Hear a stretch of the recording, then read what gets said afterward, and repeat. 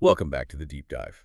Today we are looking at something that on the surface feels incredibly mundane. It's this messy rite of passage that every parent dreads, every caregiver manages, and, well, every single one of us has gone through, even if you have zero memory of it. Which is probably for the best, I think. Probably.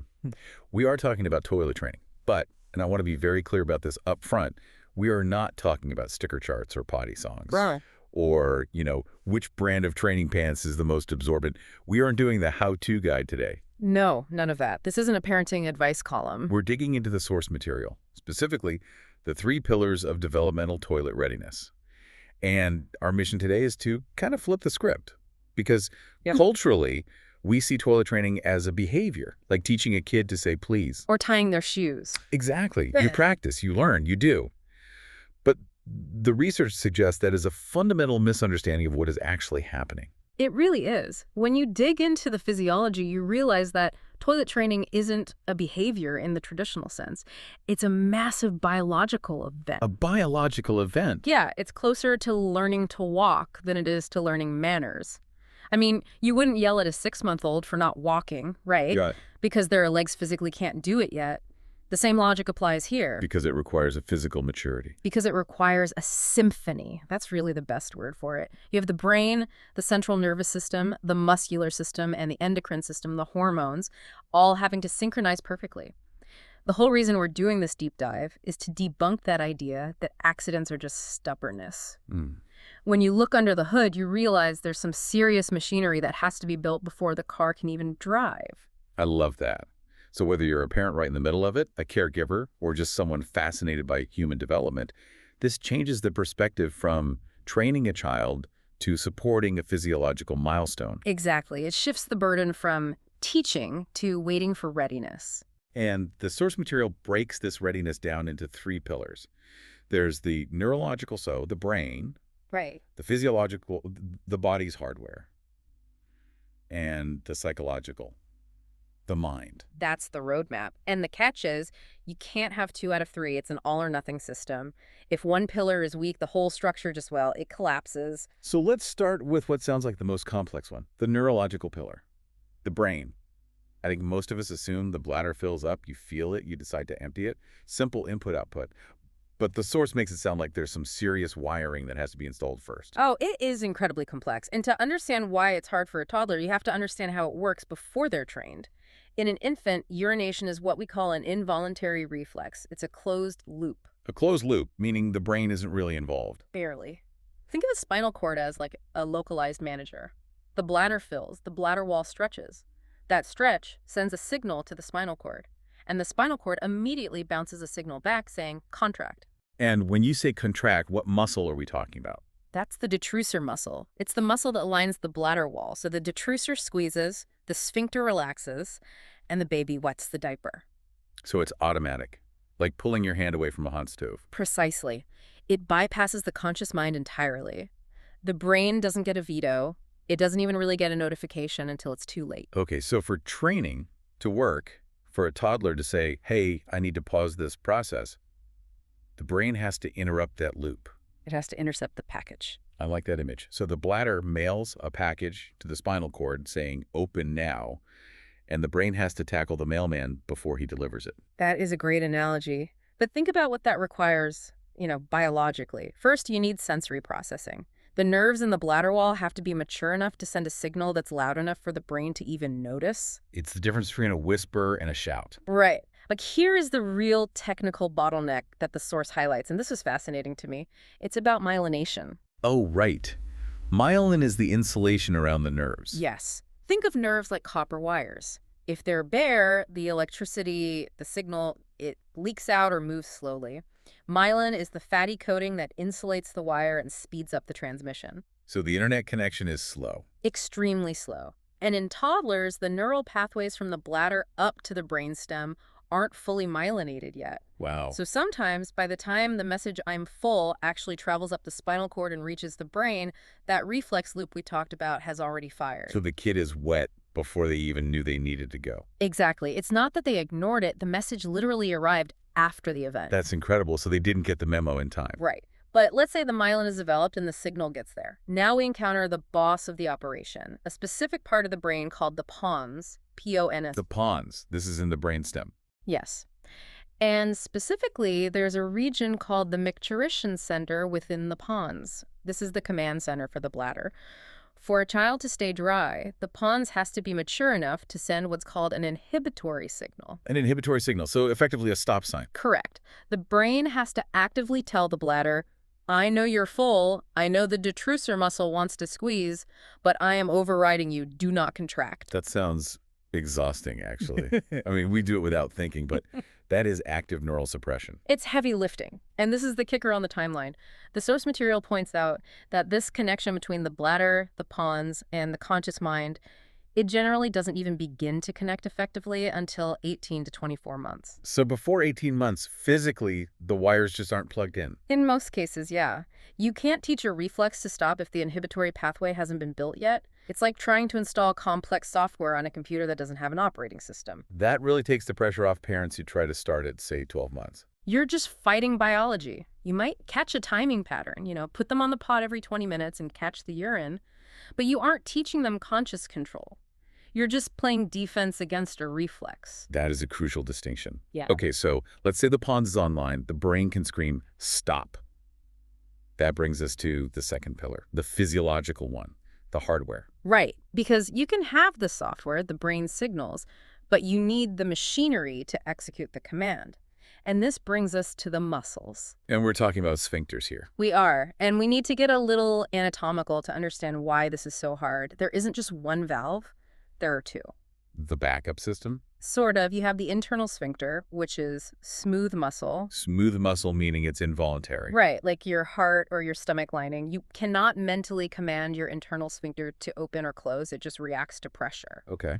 But then you have the external urethral sphincter, and this is striated muscle. Like a bicep. Exactly. It's voluntary. This is the muscle you are actively squeezing when you're stuck in traffic and really need a restroom. So the kid needs to essentially, what, pump iron down there? Mm-hmm. They need to bulk up that external muscle. They need to develop the voluntary strength to squeeze that muscle and hold everything in against the pressure of a full bladder and against the internal sphincter that's trying to open. That's a physical skill. It's a tug of war. The internal muscle says open. The external muscle has to say close. And the external muscle has to win. This makes the 2-hour rule from the source material makes so much more sense. I found this to be one of the most concrete takeaways for anyone listening. It's a fantastic benchmark. The 2-hour rule basically says, can the child stay dry for 2 hours at a stretch, or can they wake up dry from a nap? And why is that specific time frame the magic number? It tells us about bladder capacity and elasticity. Mm. In infants, the bladder is pretty rigid. Think of it like a small, hard cup. It fills a little, hits the limit, empties. These frequent small amounts.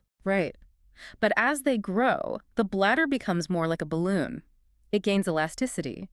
If a child is staying dry for 2 hours, it means the bladder has physically grown, and crucially, the bladder wall is stretching to accommodate more volume. So it's accommodating the liquid without triggering that emergency empty reflex immediately. That's it.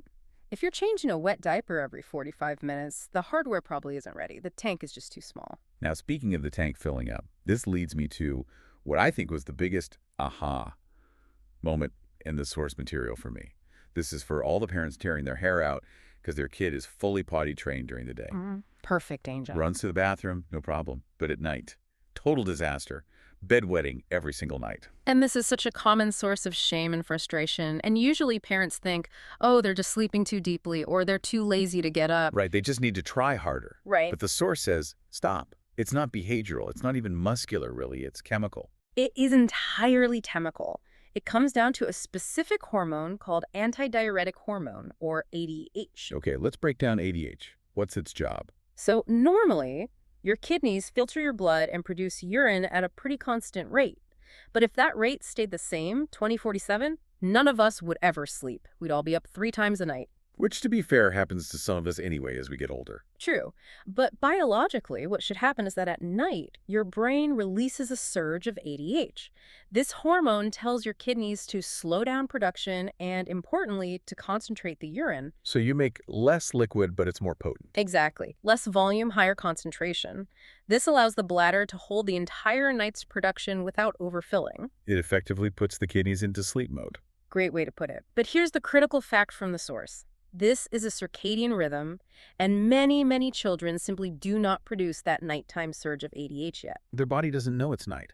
Not chemically, no. Their kidneys are just making daytime levels of urine all night long. And if the bladder is the size of a teacup, And you pour a quart of water into it, it's going to overflow. It's physics. The bladder literally cannot hold that volume. so when does this hormone surge usually kick in? It varies hugely, and that's the hard part. For some, it's age 3, but for many children, they don't produce enough ADH until age 4, 5, or even later. So if you have a 5-year-old wetting the bed, It is highly, highly likely a hormonal maturity issue, not a training issue. that is huge. I mean, just knowing that nighttime dryness is scientifically distinct from daytime training, that changes the whole vibe. You can't, sticker chart your way into hormone production. You really can't. You can't bribe the kidneys. Understanding that saves so much shame for the child. They aren't failing. They just haven't hit that biological marker yet. So we've got the brain, the pons, we've got the body, the muscles, and the ADH. But we are missing the third pillar, the wild cards, The personality. the psychological and cognitive pillar. The mind. Because, let's be honest, you can have all the wiring and all the muscles, but if the child doesn't understand what is happening, or worse, if they don't want to do it, you're stuck.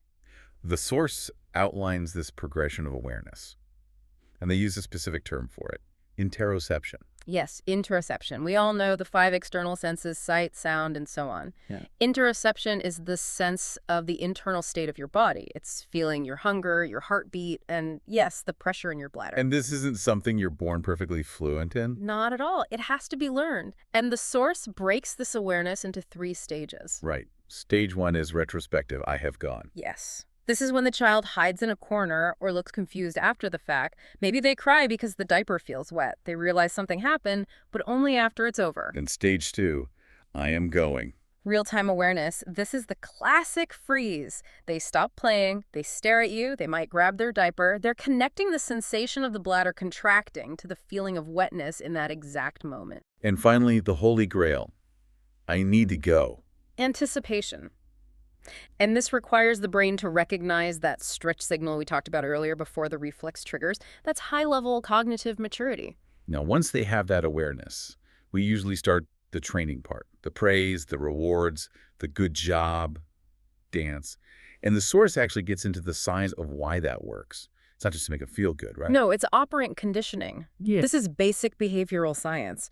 When a child successfully uses the toilet and you celebrate, you aren't just being nice, you are triggering a massive release of dopamine in their brain. The reward chemical. Right. And dopamine is a learning chemical. It reinforces specific neural pathways. The brain goes, oh, wait, that complex sequence, intercepting the reflex, holding the sphincter, sitting down, relaxing, that led to dopamine. Let's strengthen that connection so we can do it again. So praise literally helps build the wiring we talked about in the first pillar. It myelinates the pathway, in a sense. It cements the habit. Oh, and there's always a but with toddlers. We run into the terrible twos. The dreaded terrible twos. But let's look at this scientifically. Why does this defiance happen right around the same time we try to toilet train? It feels like bad timing, honestly. Like they just woke up and chose violence. It feels that way. Yeah. But it's actually developmental timing. Around age 2, the prefrontal cortex is going through a massive development spurt. This is the part of the brain for planning, decision-making, and, crucially, the sense of self. I am me and you are you. Exactly. This is the dawn of self-mastery. They realize, I am a separate entity. I have my own will. And how do you test your own will? By opposing someone else's. So when I say sit on the potty and they look me in the eye and say no, They aren't being malicious. They're running a scientific experiment called, Do I Really Have Control Over My Reality? And here's where the toilet becomes the ultimate battleground. Because what is the one thing you cannot make a child do? you can't make them go. You can force them to sit. You can force them to wear underwear. You can beg. You can plead. But you cannot force the sphincter to relax. In fact, if you push too hard, you trigger the sympathetic nervous system. That's the fight or flight response. Yes. And physiologically, what does fight or flight do to the bathroom process? It clamps everything shut. Adrenaline tightens the sphincters. It's a defense mechanism. Oh, wow. So by battling them, by yelling or forcing, you are physically preventing them from being able to go. That's a vicious cycle. The more you push, the more their body locks up, and the more they withhold just to assert control. The source calls it the power struggle. And if a child feels forced, they'll use withholding as a tool. It's not malice. It's a side effect of realizing they have autonomy. It's a side effect of their brain developing properly. Precisely. They're exercising that new prefrontal cortex. Unfortunately, they're exercising it by refusing to poop on the potty. A cruel irony. But it makes sense. If we push too hard against that developing sense of self, we create a blockage, literally and figuratively. Which is why the psychological pillar is just as important as the bladder size. You have to navigate that desire for autonomy, make them feel like the captain of their own ship. So we've covered a massive amount of ground here. Yeah. We've got the myelination and the pons, the sphincter muscles and ADH, and the prefrontal cortex and dopamine. I want to bring this all together for you. The source provides a readiness checklist. If you're standing in your living room looking at your toddler, let's synthesize the concrete signs you need to see. Okay, let's run down the list based on our pillars. First up, physical. Look for mobility and motor skills. Can they walk to the bathroom on their own? Can they physically pull their pants up and down? That shows the fine motor skills are there. Second, Biological. the 2-hour rule. Are they staying dry for 2 hours at a time? That confirms the bladder capacity is sufficient. The tank is big enough. Third, neurological. Awareness. Are they grunting, squatting, or maybe verbalizing before or during the act? That means the sensory signal is strong enough to reach the brain in time. And finally, cognitive. Can they follow simple multi-step instructions like go to the bathroom, get the toy, and come back? Toilet training is a sequence. Walk, pants down, sit, go, wipe, pants up. If they can't hold a 2-step command in their head, they can't manage that whole bathroom sequence. It's funny, when you list them out like that, it seems so obvious. Yeah. But if you're missing just one, like if they have the bladder capacity but not the cognitive sequencing, it's going to be a struggle. It is. It's like trying to drive a car with 3 wheels. You might move forward a bit, but it's going to be bumpy and you won't get far. The source really emphasizes that success requires the synchronization of all 3 pillars. Synchronization, that's the word. It's not one thing flipping a switch. It's the pons, the sphincters, the ADH, the prefrontal cortex, the dopamine, all working in concert. It really is a symphony. And when you think about it that way, it's kind of miraculous that it happens at all. It is. So what does this all mean? I think the big takeaway is patience, obviously, but also just a healthy dose of awe. I agree. So before we sign off, I want to leave you with one final thought. We've covered the facts, the anatomy, the chemistry, but where does this leave us, maybe, philosophically? You know, what strikes me most after diving into this is how much we take the human body for granted. We get annoyed when a child has an accident. We look at the mess. But we forget that we are asking them to perform a task that requires advanced neurology, complex hormonal regulation, and high-level cognitive awareness. It forces us to respect the biological pace of the child. We live in a world of schedules and deadlines and milestones, but you cannot schedule a neural pathway. You can't put a due date on myelination. Exactly. You cannot set a deadline for hormone production. This deep dive is a reminder that sometimes no matter how much we want to push, we just have to wait for the biology to catch up. You cannot schedule a neural pathway. That is a perfect place to leave it. Thank you for walking us through the science of the potty. My pleasure. And thank you for listening to The Deep Dive. Next time you see a toddler, give them a little nod of respect. They're working on some serious bioengineering in there. We'll see you next time.